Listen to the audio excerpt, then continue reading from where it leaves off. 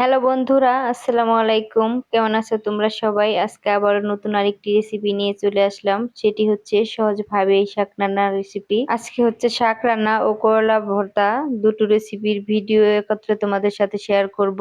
এভাবে শাক রান্না করতে হলে কিন্তু শাকগুলোকে ভালোভাবে ধুয়ে পরিষ্কার করে এভাবে কুচি করে কেটে নিতে হবে, আর শাকের পানিটাকেও ঝরিয়ে নিতে হবে। আর শাক রান্না করার জন্য কিন্তু আমি এভাবে 4টা কাঁচা মরিচ ফালি করে কেটে নিয়েছি, আর হচ্ছে রসুন কুচি, পেঁয়াজ কুচি করে নিয়েছি আলাদা আলাদা করে।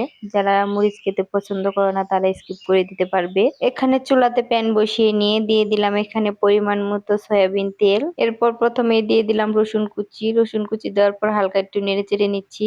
এরপর এখানে পেঁয়াজ ও কাঁচামরিচ কুচিটা দিয়ে দিব।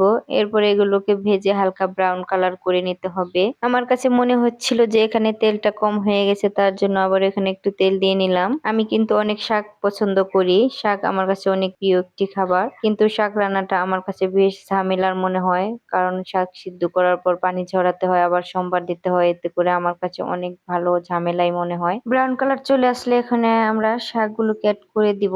এভাবে শাক রান্না করলে কিন্তু শাকের টেস্টটাও ভালো হয়, আর হচ্ছে শাক সিদ্ধ করে পানিটা ফেলে দেওয়ার জন্য যে ভিটামিনটা এখান থেকে পড়ে যায় সেটাও কিন্তু এখানে থেকে যায়, তার জন্য শাকটা খাওয়া কিন্তু আরো হেলদি হয়। এভাবে শাক রান্না করলে কিন্তু লবণটাও পরিমাণ মতো দিতে হবে, কারণ লবণ যদি এখানে বেশি দেওয়া হয় তাহলে শাকে যেহেতু পানি ফেলবে না, তার জন্য কিন্তু শাকটা তেতো হয়ে যাবে।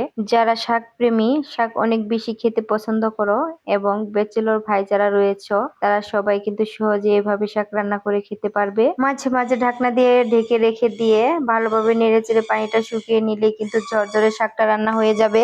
এভাবে নেড়ে চেড়ে শাকটার পানিটা শুকিয়ে একদম ঝরঝরে করে নিতে হবে, তাহলে শাকটা কিন্তু একদম পারফেক্ট হবে। আমি যে শাক রান্না করছি এটা কিন্তু লাউ শাক, তোমরা যে কোনো শাকই এভাবে রান্না করতে পারবে। আমার আরেকটি পছন্দের রেসিপি এখন তোমাদের সাথে শেয়ার করব, সেটা হচ্ছে করলা ভর্তার এই রেসিপি। তো করলা ভর্তা করার জন্য আমি প্রথমে এখানে 4টা কাঁচামরিচ সিদ্ধ করে নিয়েছি, আর একটা বড় সাইজের পেঁয়াজ কুচি করে কেটে নিয়েছি, আর পরিমাণ মতো লবণ ও সরিষার তেল দিয়ে দিলাম। তো এগুলোকে ডোলে ভালোভাবে মিশিয়ে নিব।